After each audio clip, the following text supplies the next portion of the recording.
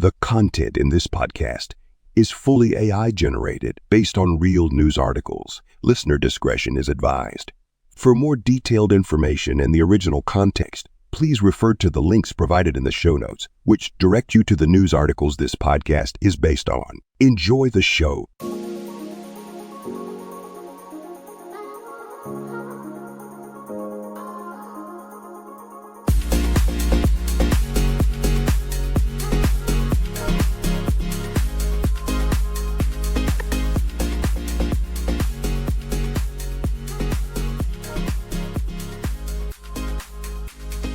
Welcome back to the AI Tech News Podcast, where we dissect the latest in artificial intelligence and technology.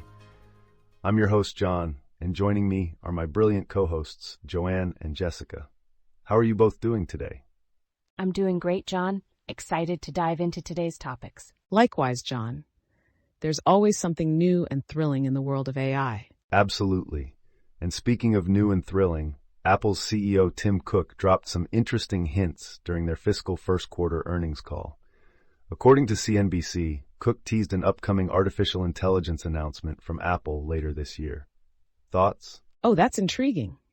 Apple has been somewhat quiet on the AI front, especially compared to giants like Microsoft, Google, and Amazon. It sounds like they're gearing up to enter the competition with something substantial. Yes, and it's about time. Apple has the resources and the tech prowess. Cook mentioned that they've been investing a lot in AI and are excited to share details of their ongoing work. I'm curious about what they've been cooking up, no pun intended. Cook didn't spill many details, but he did emphasize Apple's commitment to AI and their excitement to reveal their efforts later this year. Generative AI has been the talk of the town since OpenAI's ChatGPT and image generators took the stage. It seems Apple wants in on the action. And don't forget, Apple has been integrating machine learning into their devices for years, like identifying people or pets in photos. But they've kept a low profile, opting for machine learning over the buzzworthy artificial intelligence. Exactly, Jessica. It's interesting to note that at last year's WWDC, they introduced an autocorrect feature for the iPhone keyboard based on transformer technology, similar to GPT. Yet they avoided the AI label. It shows Apple's cautious approach in this arena. Tim Cook did hint at a huge opportunity for Apple with generative AI and AI in general. It'll be fascinating to see how Apple distinguishes itself in this competitive field. All right, let's keep an eye on Apple's moves in AI. Moving on, our next topic is about Bard, which now apparently generates photos, according to The Verge. Let's see what that's about.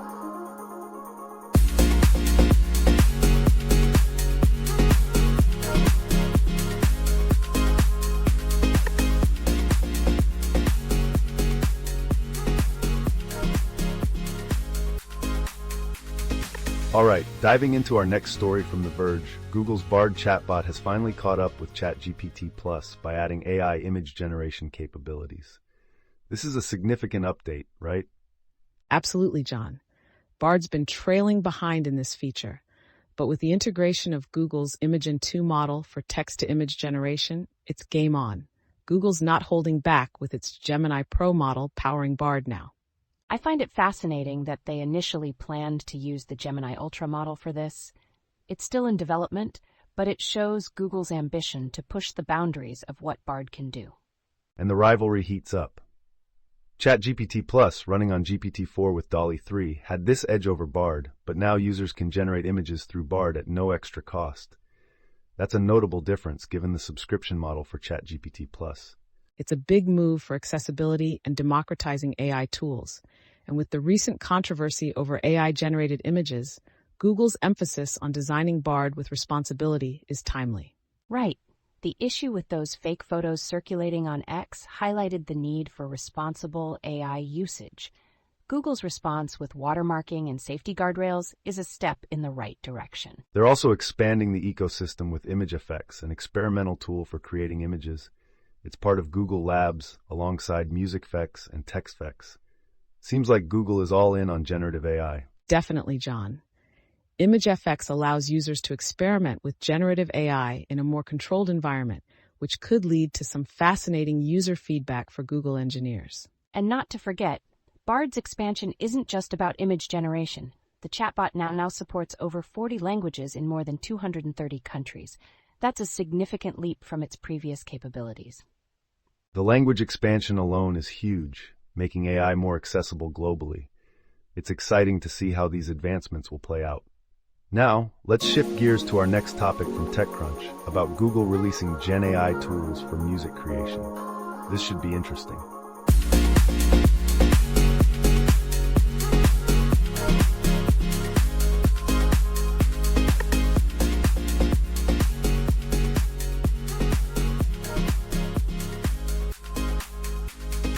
Moving on, TechCrunch has just dropped some exciting news about Google stepping up its game in the Gen AI music scene.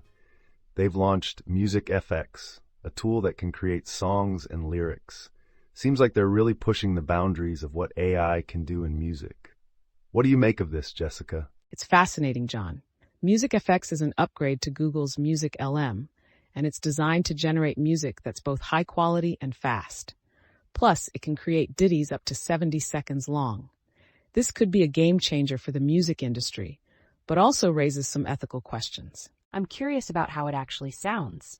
They've made it available in the AI test kitchen, which is cool because it lets the public experiment with these cutting-edge tools. And from what I've heard, the music isn't half bad. Yeah, the user can prompt music effects with a description of the song they want, and it generates 2 versions by default. There's also an interesting feature where it suggests alternative words for descriptions, which could really help in fine-tuning the output.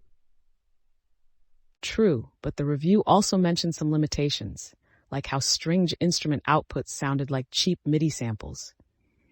It suggests there's still room for improvement, especially in creating more authentic-sounding tracks. And let's not overlook the new lyrics generation tool, TextFX, which was developed in collaboration with Lupe Fiasco. It's a suite of modules to aid in the lyrics writing process, providing a fascinating blend of AI and human creativity. Absolutely.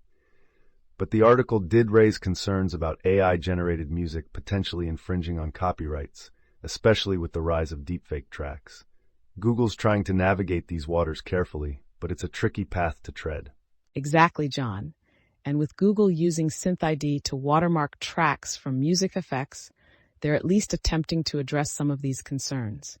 It'll be interesting to see how this technology evolves and how the legal issues get resolved. Definitely. The potential for creativity is immense, but so are the ethical and copyright challenges. Google's investment in this space shows they're serious, but they'll need to keep innovating while also considering the broader implications. It's a complex issue, but one thing's for sure. The fusion of AI and music is creating some unique opportunities. Now, speaking of AI's impact, the FCC is stepping into the ring with proposals to make AI-generated robocalls illegal, especially concerning election interference. Let's delve into that next, coming from Fox Business.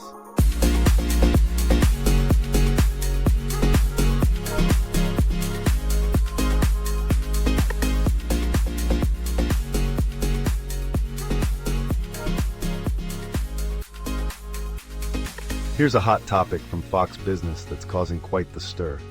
The Federal Communications Commission, or FCC, is taking a stand against AI-generated robocalls.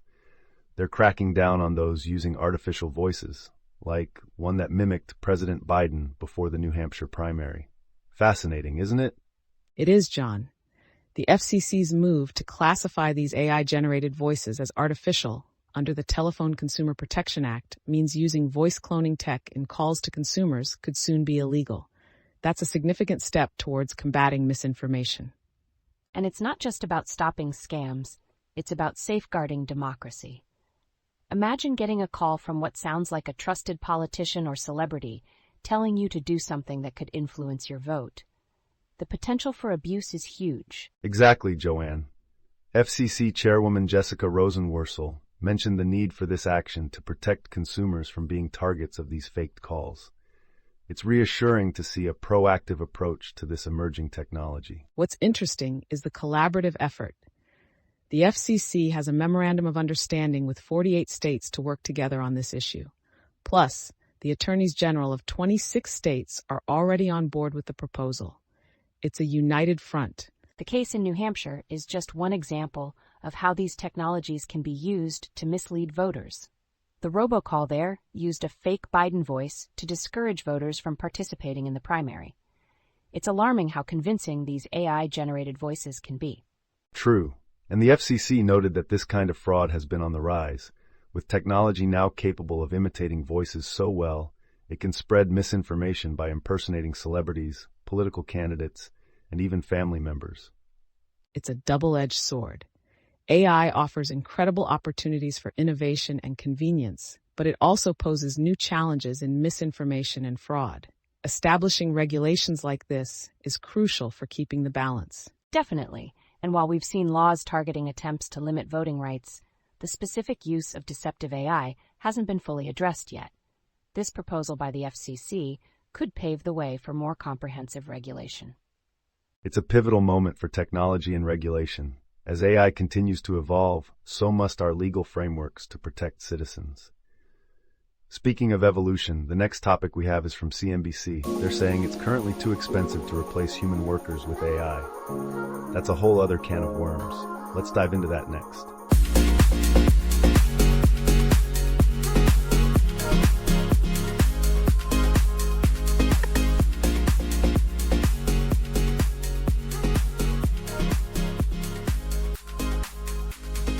Now onto a topic that's been a hot-button issue for a while. CNBC reports on a study from MIT CSAIL, MIT Sloan, the Productivity Institute, and IBM's Institute for Business Value. It seems the robot apocalypse might be on hold because, well, it's too expensive to replace human workers with AI. Thoughts on this? This is quite a revelation. The study suggests that for many tasks, especially those requiring computer vision, it's economically more viable to keep human workers on the job than to automate those roles with AI. It's an interesting counter-narrative to the usual robots are taking our job story. I find the bakery example they used quite illustrative. A bakery could theoretically save $14,000 in labor costs by using AI to monitor ingredients. But the cost of developing and training the AI model would surpass these savings. It really puts things into perspective. Right. It seems like the transition to AI might be more of a gradual integration rather than a swift overhaul. Neil Thompson from MIT hinted that even though AI could disrupt certain jobs in the short run, the high development costs might slow down its widespread adoption. And let's not forget what Sam Altman of OpenAI said during his chat with Bill Gates. We're at the very beginning stages of AI's development. Altman even called the current models the stupidest the models will ever be. It suggests a future where AI improves significantly, but does so alongside human work. Absolutely, Jessica.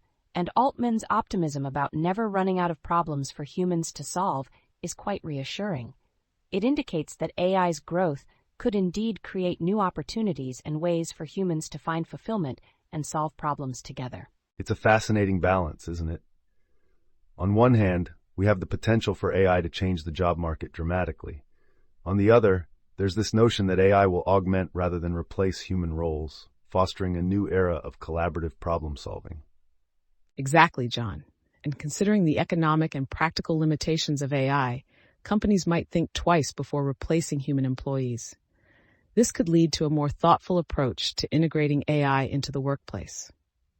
It also opens up a dialogue about the ethical and economic implications of AI. As development costs decrease, it will be interesting to see how companies balance cost-saving measures with the value of human labor and creativity. A dialogue indeed, one that's just beginning. As AI technology advances, these discussions will become increasingly important. Next up, we've got something from MIT Technology Review. It's about a robot that can tidy a room without any help.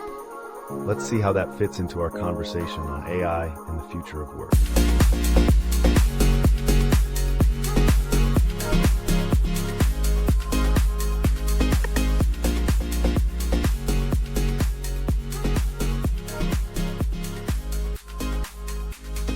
All right, let's shift gears to something a bit more hands-on, or should I say, pincers-on. According to the MIT Technology Review, researchers from New York University and Meta have developed a robot that can tidy a room without any help. It's called Stretch, and it's a commercially available robot made by Hello Robot. Imagine a wheeled unit with a tall pole and a retractable arm. Sounds like something out of a sci-fi movie, doesn't it? It does, John. And here's how it works. A researcher scans the room with an iPhone app called Record 3D, which uses the phone's LiDAR system to create a 3D video. This video is then shared with Stretch, the robot. That's right, Joanne. Using an open-source AI object detection model, Stretch can identify objects in the room, like a toy dragon, a tube of toothpaste, or a pack of playing cards, and even recognize different locations in the room, such as a chair, a table, or a trash can. Once Stretch knows what and where everything is, the team can instruct it to pick up a specific item and move it to a new location. Now get this. The robot's pincer arm successfully completed these tasks 58.5% of the time. But in less cluttered rooms, the success rate shot up to 82%. Impressive. And it's fascinating to see how the recent AI boom has boosted language and computer vision capabilities, giving researchers access to tools and models that were unimaginable just a few years ago. Absolutely, Joanne. Matthias Minderer from Google DeepMind, who wasn't involved in the project, noted how unusual it is to rely solely on off-the-shelf models. Yet, the team managed to make them work quite impressively. It's a testament to how far AI and robotics have come, making once theoretical applications a reality. Now imagine having a Stretch in your own home, tidying up without any help.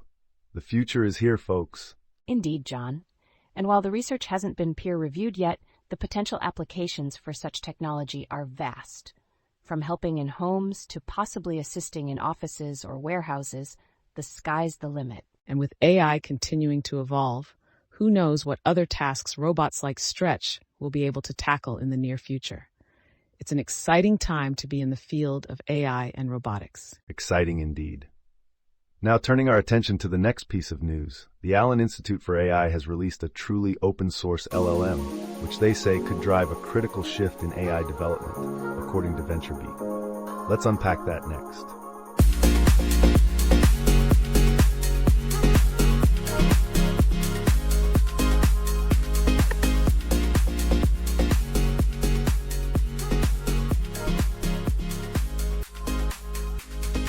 Now, this is a game changer in the AI world. VentureBeat reports that the Allen Institute for AI, also known as AI2, has released a new large language model called OLMO. This model is touted as truly open source, offering an alternative to the more restrictive and closed models we've seen so far. It's quite a shift, wouldn't you say? Absolutely, John. OLMO is not just another LLM. It's a state-of-the-art model that comes with the training code, training data, associated toolkits, and evaluation toolkits, and everything is under the Apache 2.0 license. This level of openness is unprecedented in the field. It's a significant development, especially considering the current landscape where open-source AI has been trying to catch up with proprietary models like GPT-4 and Claude. AI2's move could democratize AI development, opening up new avenues for research and application. And with all this talk of open source AI being uniquely dangerous, it's refreshing to see a framework like OMO that aims to provide complete transparency in AI development. Hannah Hajishirzi of AI2 and UW compared the lack of access to training data in other models to drug discovery without clinical trials. It's a powerful analogy. That analogy really puts it into perspective. With OMO, researchers can now dive deep into the science of LLMs, understanding how a model works from the ground up. It's a critical step towards creating safer and more trustworthy AI. Nathan Lambert from AI2 also highlighted that OMO enables new approaches to ML research and deployment, offering complete information and tools at every development stage. It's a breakthrough for scientists who previously faced barriers due to incomplete information. And the response from the open source AI community has been overwhelmingly positive. Jonathan Frankel from Mosaic ML and Databricks hailed it as a giant leap for open science, while Hugging Face CTO called it pushing the envelope of open source AI.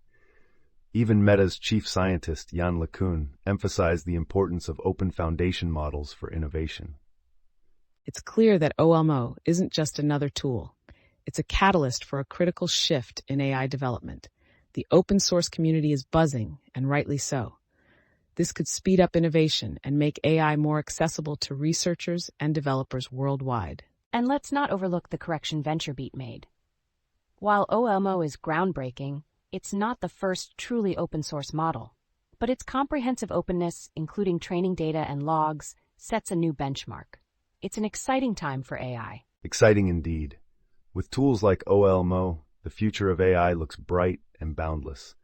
Next, we'll switch gears and talk about something from digital trends. They've taken a critical look at a Galaxy S24 feature, calling it everything that's bad about AI.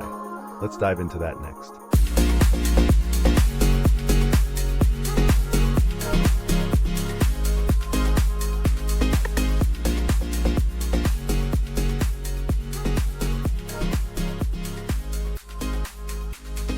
Now, let's talk about something that's been making waves, or should I say, not making the best impression. Digital Trends recently highlighted a feature in the Samsung Galaxy S24 Ultra that's been described as everything that's bad about AI. It's called Chat Assist, and from what we've heard, it's a feature that attempts to adapt your messages for different scenarios, like chatting with your boss, but fails miserably at sounding human. Ah, yes, the infamous Chat Assist. The idea behind it sounds innovative, right? Using AI to polish up your hastily typed messages. Except the execution seems to have fallen flat. The AI behind it has been called a charisma void, making messages sound anything but human. Exactly. And what's more interesting is Samsung's bold move to showcase this feature during their Unpacked 2024 event, especially when you compare it to Google's Magic Compose feature, which apparently does a better job but is only available on the Pixel 8 and Pixel 8 Pro. Samsung's Chat Assist, on the other hand, is available across the board, but with questionable utility. It's fascinating, really. The feature offers to change the tone of your messages to casual, polite, and professional, but ends up producing content that could make you sound like a scammer, a bot, or an alien trying its best human impression. Not exactly the assistant you'd want for crafting messages. And let's not forget the examples given. A message intended for a friend about your weekend and asking to grab coffee later somehow transforms into a formal email-like message when switched to professional style. It's reminiscent of that Friends episode where Joey uses a thesaurus on every word of his letter. Oh, and when attempting a casual tone, Chat Assist doesn't fare much better.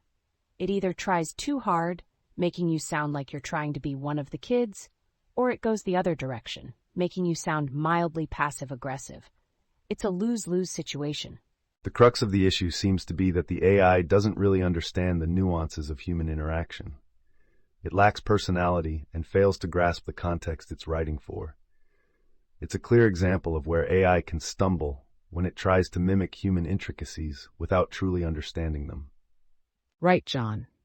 And while it might be amusing to play around with Chat Assist for a bit of ironic humor, it's hardly a feature you'd rely on for genuine communication. Samsung might need to take this one back to the drawing board if they intend for it to be taken seriously. Absolutely. It's a stark reminder that not all AI implementations enhance user experience. Sometimes they can detract from it, turning what could be a useful tool into a gimmick. It's everything that's bad about AI, indeed. Well, that's AI for you, full of potential but sometimes missing the mark. Speaking of AI making waves, our next topic is about Google Maps getting a supercharged update with generative AI, as reported by The Verge. Let's see what that's all about.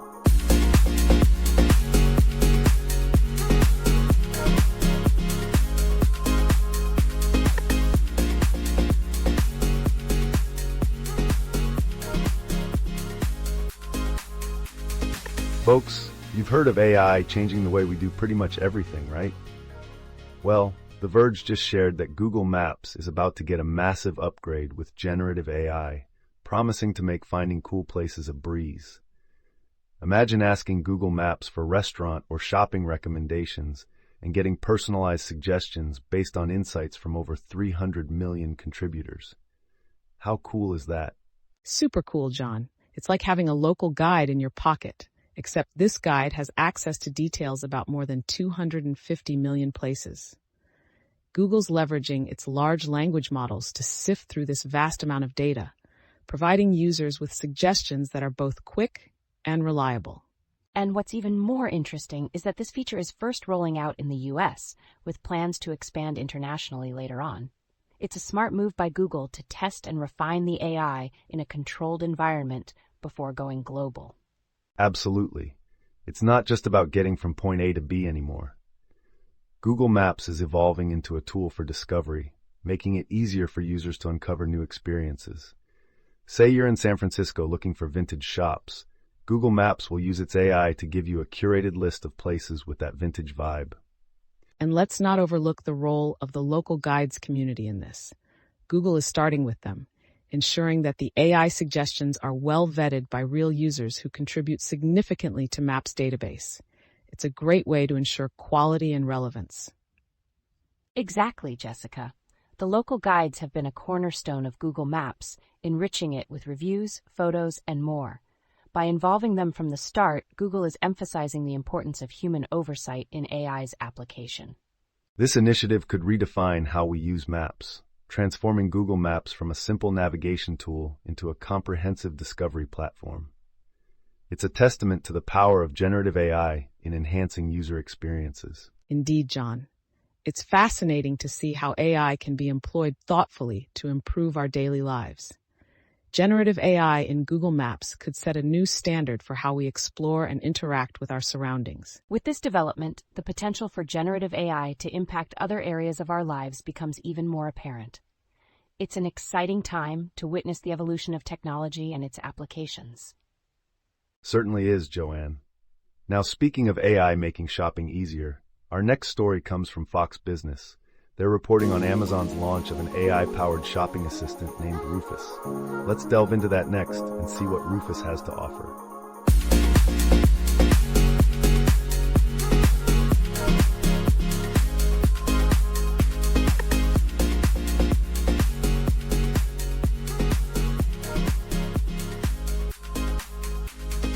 All right, team, let's dive into some fresh off the press from Fox Business. Amazon just launched Rufus, a new AI-powered shopping assistant. CEO Andy Jassy announced this during the company's earnings call, describing Rufus as a significant leap forward in enhancing the customer shopping experience through AI. Imagine asking Rufus to find the best golf ball for spin control or the top rain jackets for cold weather and getting personalized recommendations. Sounds like a game changer, doesn't it? Definitely a game changer, John. Rufus is designed to hold conversations with customers, retaining context throughout. This means you can jump from asking about product features to unrelated questions, and Rufus will keep up, providing quick and relevant answers. And it's not just about answering questions. Rufus can guide customers through Amazon's vast product pages, making discovery a breeze. It's currently in beta for a small group of U.S. users, but Amazon plans to roll it out to all U.S. customers in the coming weeks. What's fascinating is how users can interact with Rufus.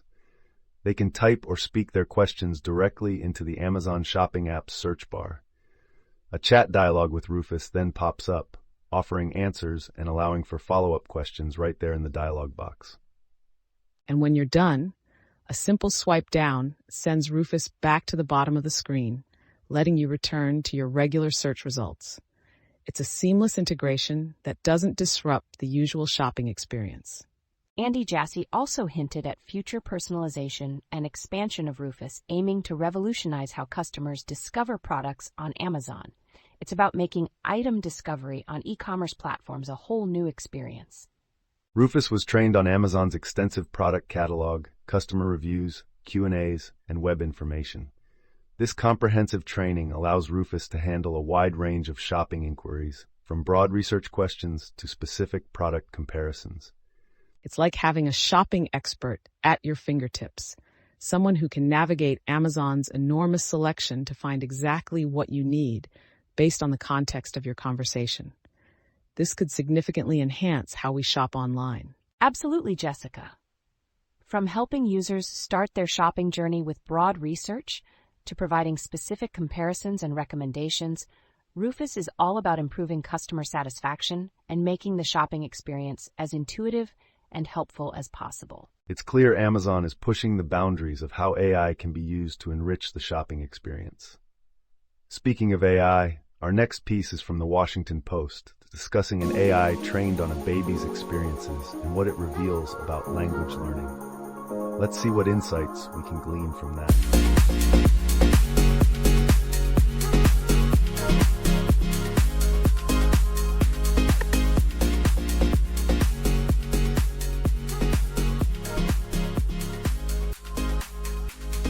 This next piece from the Washington Post is absolutely fascinating. Researchers have been using AI to get a better understanding of how babies learn language. They had a baby named Sam wear a head cam to capture his daily experiences, and then they fed this data into an AI program.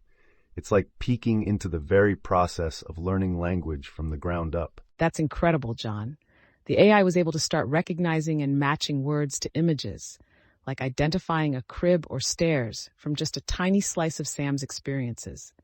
It's not learning like a child does, but it's making significant strides in understanding basic language elements from sensory input. What's really interesting is the broader goal here. The researchers aren't just trying to decode language learning. They're aiming to build an AI that can mimic a baby's mind.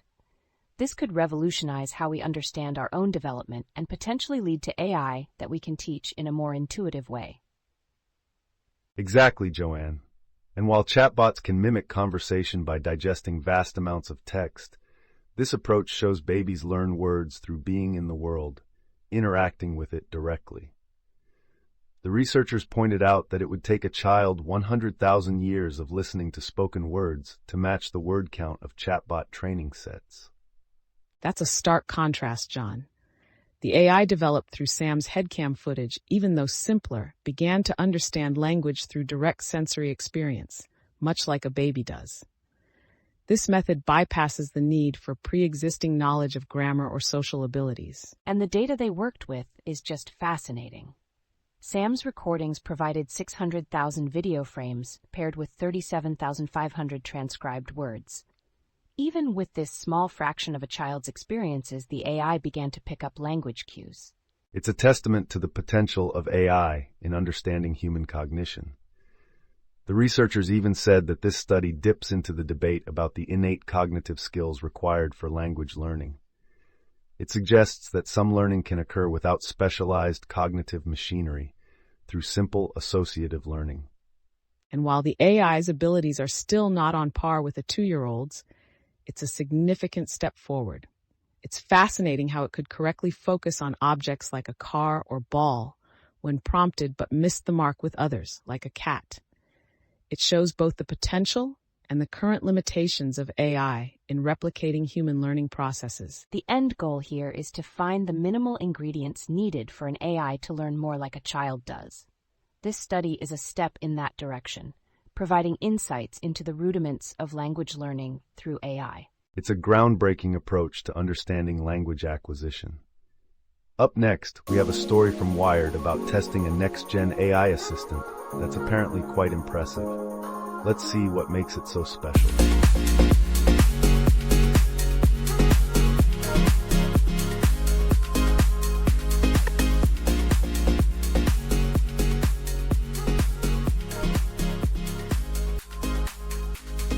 All right, team, let's dive into something that's been causing quite a buzz. Wired recently got their hands on an experimental AI voice helper named VimGPT, and it's nothing short of impressive. Unlike our well-known friends Siri, Alexa, and Google Assistant, VimGPT is tapping into the generative AI boom, making it a formidable contender in the virtual assistant space. That sounds intriguing, John. Generative AI has been making waves, and it's fascinating to see it applied in this way. VimGPT, developed by a solo developer Ishan Shah, managed to navigate to Wired's subscription page and interact with it, which is a complex task for AI. Indeed, Jessica, this goes beyond the basic capabilities of setting reminders or fetching sports results. It demonstrates an understanding of the web and the ability to perform tasks like a human, such as searching for information or even attempting online purchases. And the best part? VimGPT is built on GPT-4v, which allows it to interact with web pages more reliably by understanding what to click or type. Ishan Shah believes that in a year, our interaction with computers will shift significantly towards chatting with agents rather than clicking through apps. That's a bold prediction, and it points to a future where AI agents could become an integral part of browsing the web. Imagine less clicking, and more conversing with an AI that understands your needs and navigates the web to fulfill them. It's also worth mentioning that Apple, Google, and other tech giants are likely working on similar advancements. This could mean a massive upgrade for existing virtual assistants, transforming them into more capable AI-powered helpers. Absolutely, Joanne. And with researchers like Ruslan Salahuddinov, who's been developing environments to test these AI helpers, we're looking at a future where our virtual assistants can do much more than just answer questions. They could solve problems for us. This shift towards AI agents that can perform tasks autonomously opens up exciting possibilities. It could redefine how we interact with technology, making our digital experiences more intuitive and efficient. Right? And it's not just about convenience. It's about creating a seamless digital world where AI understands and anticipates our needs, bridging the gap between human intention and digital execution. Well said, Joanne. As we continue to explore the frontiers of AI, it's clear that the line between human and machine interaction is becoming increasingly blurred. Speaking of AI advancements, our next story involves Mark Zuckerberg and Meta's ambitious plans to dominate in AI, a venture that could cost them more than $30 billion a year, according to Yahoo Finance. Let's see what that's all about.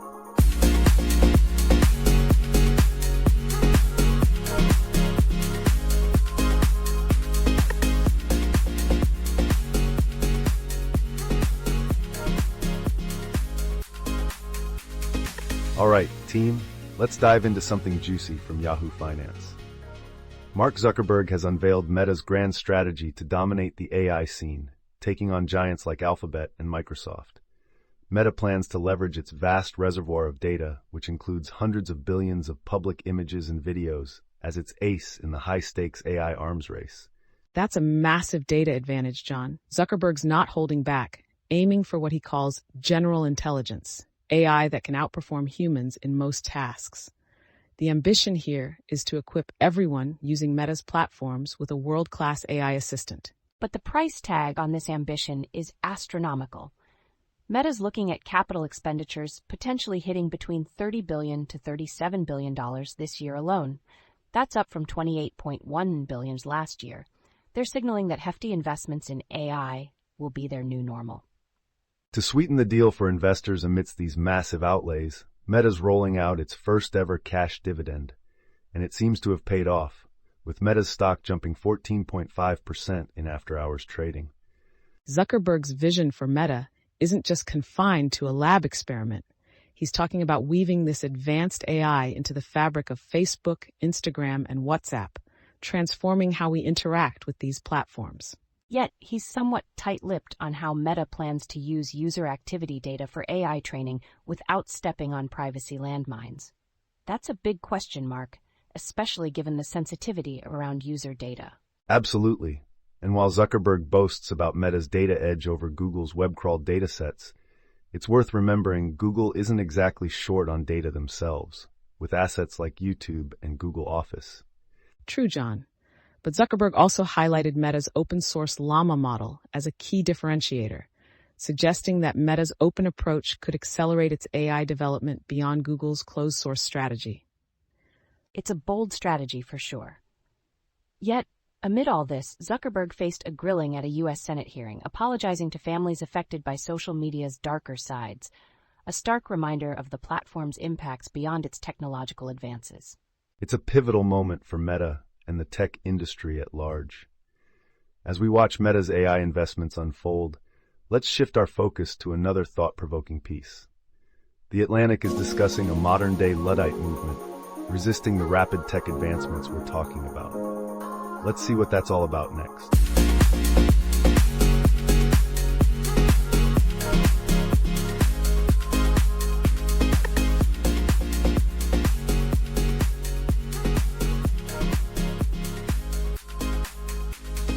As we wrap up today's episode, let's delve into our final topic from The Atlantic, shedding light on the resurgence of the Luddite movement.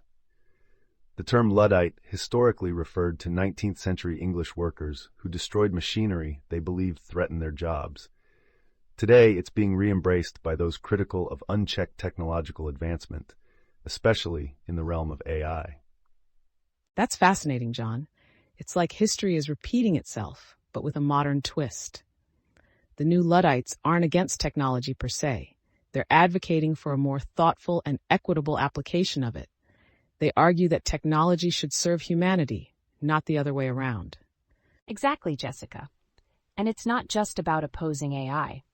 This movement touches on broader concerns about tech's impact on society, like job displacement, privacy erosion, and the digital divide. They're calling for a collaborative approach to tech development, where the benefits are shared more widely. Indeed, and it's important to highlight that the new Luddites are not a fringe group. They include workers, academics, and even tech insiders who are pushing back against the narrative that technological progress is always positive. They're advocating for a future where tech serves the common good. And their message is gaining traction. From Hollywood strikes over AI-generated content to grassroots campaigns against autonomous vehicles, we're seeing a growing consensus that the public should have a say in how technology evolves and impacts our lives. It's a powerful reminder that technological advancement isn't destiny, it's a choice. And by engaging in these discussions, we can all play a part in shaping a future that reflects our values and priorities. Absolutely. As we close today's episode, I want to thank our co-hosts Jessica and Joanne for their insights. And of course, a big thank you to our listeners for tuning in. The conversation about AI and technology's role in our society is far from over, and we'll continue to explore these topics in future episodes. Until next time, keep questioning, keep learning, and stay curious.